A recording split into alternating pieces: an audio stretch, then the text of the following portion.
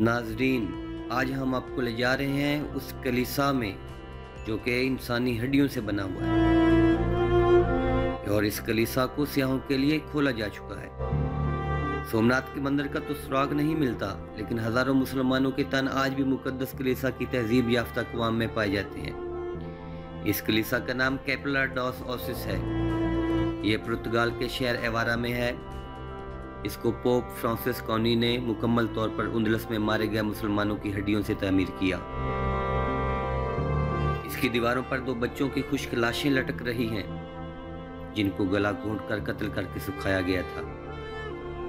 इसको बनाने के लिए 5000 मुसलमानों के ढांचों को इस्तेमाल किया गया, जिनको उंदलस के सकूत के बाद नसरानियत कबूल न करने पर कत्ल किया गया था। अल्लाह इन अज़ीम मुसलमानों के दर्जात बुलंद फरमाए।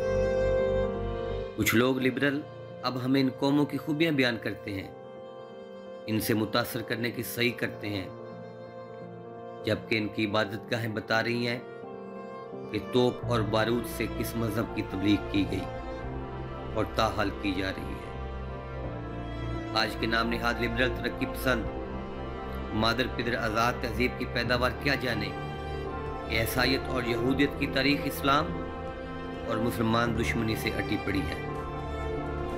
इस्लाम की तारीख में कोई एक भी ऐसा बेहमाना, वहशियाना और तज़लील इंसानियत का इस कदर शर्मनाक और होलनाक वाक़या नहीं मिलता। मुसलमानों पर दहशतगर्दी का लेबल लगाने वाले और ईसाईयत, यहूदियत, बुद्धमत और हिंदुत्व के हमदर्द तारीख के इन मुसलमान के खून से लिथड़े और आग को भी पड़े।